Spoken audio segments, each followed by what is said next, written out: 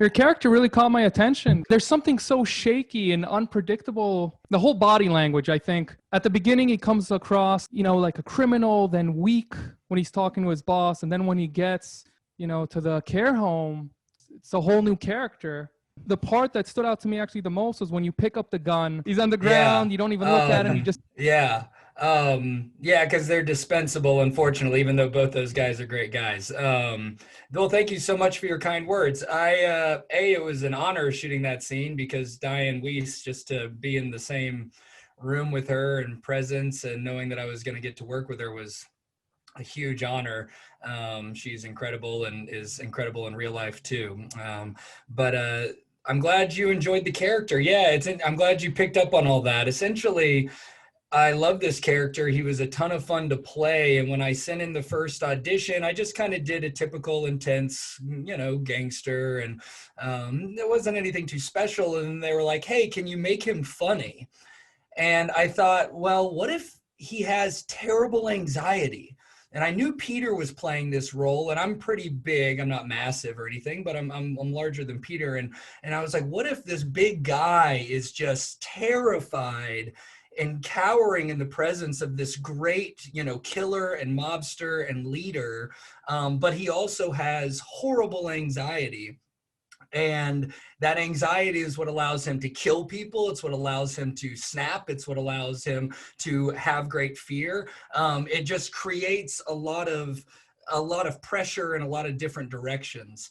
And so depending on the circumstances, it's why it's easy to leave people, because it's about her and it's about saving her and getting her out of there and completing the mission. Because if I don't, as you see in the beginning of the film, he's going to shoot me while he eats a bear claw, and no one wants to be shot while their killer is eating a bear claw. That is not enjoyable. So Alexi is the complete reverse of what you expect, because when he comes in that care home, it's like he's transformed into a hero almost, because you're cheering for him to make that rescue the whole time, even though he's supposed to be a bad guy per se. But, to the audience, he's really not.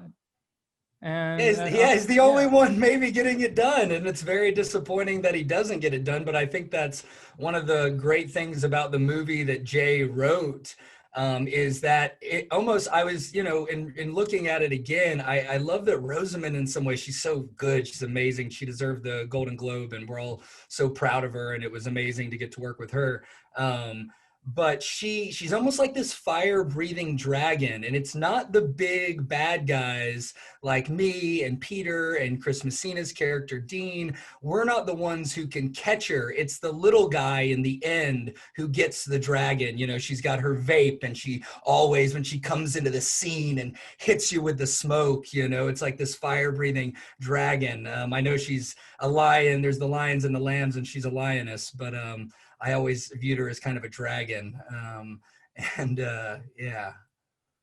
Did you go through that scene where they put the plastic bag, or was that a stunt man? No, that was me. That was definitely me. And it got physical. I got a little banged up. I did have to go to the doctor.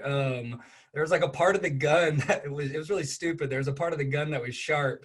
And when they hit me with the bat, my finger hit this part, and I started bleeding, and Rosamund was terrified, and Diane and Asa and Diane, they're like, oh my gosh, they were all so caring and wanted to make sure I was okay. They're all very sweet. But I end up doing, not my own stunts, but I grew up wrestling and doing karate and fighting, and I was kind of a wild kid a little bit. And so I like that stuff. It's fun. It's fun when you get to play like that. What did you think of the whole aspect of the exploitation of the elderly essentially in this movie? I mean, I think it opened eyes up to, a whole different crowd of people that never realized it was really happening. And I mean, the way they just target people, cherries, or almost like they're marked. Very angry. It makes me very, very angry. It's real. I mean, I hope if anyone seeing this movie knows it's real. This isn't a fiction. This is, all the mob stuff and Alexi and all that, sure, whatever, the action stuff. But the circumstances are real. And I mean, it's horrifying. It's funny, my parents, they're in their 60s and 70s. And when they saw this movie, they were just incensed and infuriated, and the idea that people get away with this. And I'm just I'm proud to be a part of something that's shedding light on such a serious issue. That's just, who knew? Like, I didn't know. How could you know? It's completely insane and despicable, the idea that anyone would think to prey upon the weakest of our society like this.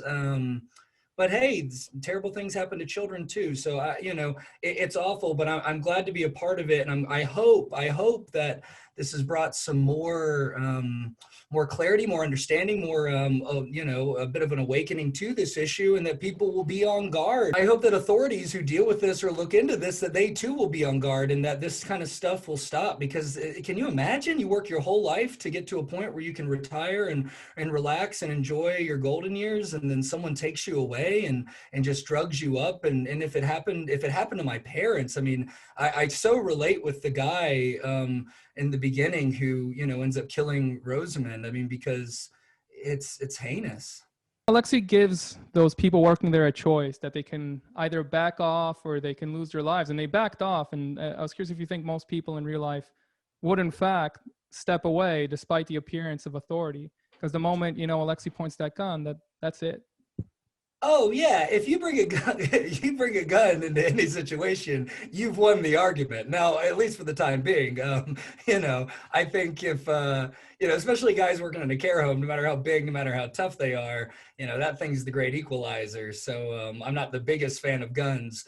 But you bring that thing out in a situation like that. Honestly, I'm just amazed we didn't get her out of there. This poor woman, the poor Diane, that she had to sit there. I'm very disappointed, and I'm very sorry, Diane. I'm very disappointed in us, Mrs. Peterson, that we weren't able to get you out sooner. We're very sorry that you had to suffer for any longer than you had to.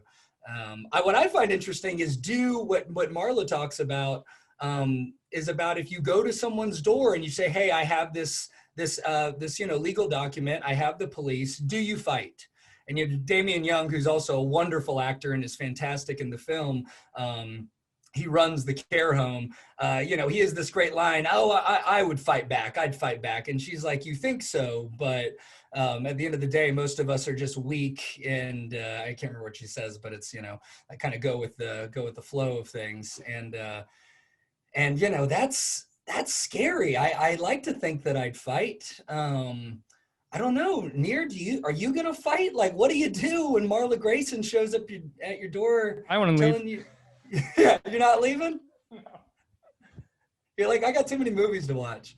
Yeah. It's the whole appearance of authority. She sees the cops, and that's why she goes. And I think it exposed something really interesting, actually. The whole idea that you don't really need to even inflict any kind of pain or aggression on anyone. Just the appearance, or even the litigation that you see at the beginning of the movie in the courts, this kind of cynical, dystopian view that, people are not gonna get up and fight at all because they just see the whole thing as too strenuous, or that they have no chance at all. So I think it exposed a fundamental part of society that, it's unspoken about, that people just can't fight back. They don't think at least they can fight back. They could if they really tried, but they'd rather not. Well, it's scary. What do you do? And do you get in trouble for fighting back? We're not supposed to. And I think that's what makes Rosamund's performance and the character of Marla Grayson so just so scary, because if you watch her the whole movie, not until she's dealing with Peter himself, and not until, she attacks me or whatever, but not until she's kind of revealing herself to Diane's character, or you're seeing inside of her world, is she ever not in control, and never not kind and using the right language and speaking appropriately and acting in a lawful manner. And I think that's what makes her so scary, is that everything she's doing when she deals in the courtroom, it's all very reasonable, and she's the reasonable person, and she's not bad. And those type of sociopaths who can manipulate the system like that because they are narcissists or sociopaths, and they have no empathy, and they know what they need to do to get what they want. For the rest of us who do have empathy and who are scared and who want a good life and don't want to, break the rules too much, it's a very terrifying position to be put in. I thought they played around with the whole identity thing quite a lot, because even for your character, Alexi, They think he died in the past, but he's really still alive, which really made me think how many people are still around like that, especially criminals. And I'm Oh, wondering your take on that. absolutely. Oh, yeah, absolutely. It was fun, looking into this because something that Peter and I both did that doesn't really show up in the film is we kind of got into the Russian mob tattoos and how those tell a story. And I kind of fell down a little rabbit hole with it for a while. And we had underneath all of our crazy outfits, which were also like the most fun in the world. I'd love to talk about that. But underneath there, we had some tattoos and these alternate lives that people live. I mean, talk about redemption, people don't always make the best choices. And sometimes they stay in that lifestyle and sometimes they get out of it. And you think about these guys who've been to jail and who've perpetrated really terrible crimes, then maybe tried to turn their life around, but then they have these stars tattooed on their chest, forever, or until they at least have to work to get them removed. But I think for Alexi, at least the way I viewed Alexi in this time period in his life is that he wants to climb the ladder. He's scared. That's why I wanted those crazy shirts. I wanted a guy, you don't really notice it, but I also have a big blingy watch. I wanted a guy who even with that anxiety and that anger, there's ambition there. And at some point he wants to climb the ladder and be the top dog of maybe his own family. But that's just me having fun. So How do you feel the whole COVID pandemic has changed the way acting is done? And do you feel it personally impacting you as far as jobs or just working on set or things like that? Yeah, I've been very lucky. I've actually been able to work pretty consistently during the pandemic. I have a really great movie coming out next year called Every Man for Himself that stars me and Daniel Sharman from Medici, another awesome Netflix show. And that'll come out next year, and we got to have a lot of fun working on that. And I just did a show, Dope Sick, up in Virginia with some amazing people, Michael Keaton and some other fantastic actors, Caitlin Devers, and had a lot of fun with them. But I think the biggest thing is just the protocols. They're so strict now. You have to get tested like crazy, or you have to quarantine. And then I'm doing this scene with Michael Keaton, who's a hero of mine. And I'm shirtless, and I'm playing this drug dealer, and it's this intense thing. And once again, relatively high stakes. And we're in between just this, cut first take, about to do the second take, and I'm waiting. I'm inside this house, and it's their job. They got to do their job. But the COVID people come in and they're like, "Hey, you got to put a mask on." And I'm standing there, talk about like method, not then like put the mask on, and you're like, oh, "Okay, I'm sorry," like you got to do. But I'm looking at him like, "Are you serious right now? Like I have to." I'm in the middle of something. I don't know if you see who's out there, but I'm trying to act next to this guy. So I think that's kind of been the hardest thing. But I do know that for a lot of actors, very good actors too, who have very good careers, it's been a real struggle. I know a lot of people who've been out of work. I know a lot of people that there's just not a lot of work to go around. It's too difficult. It's too difficult to get things done. It requires too much money.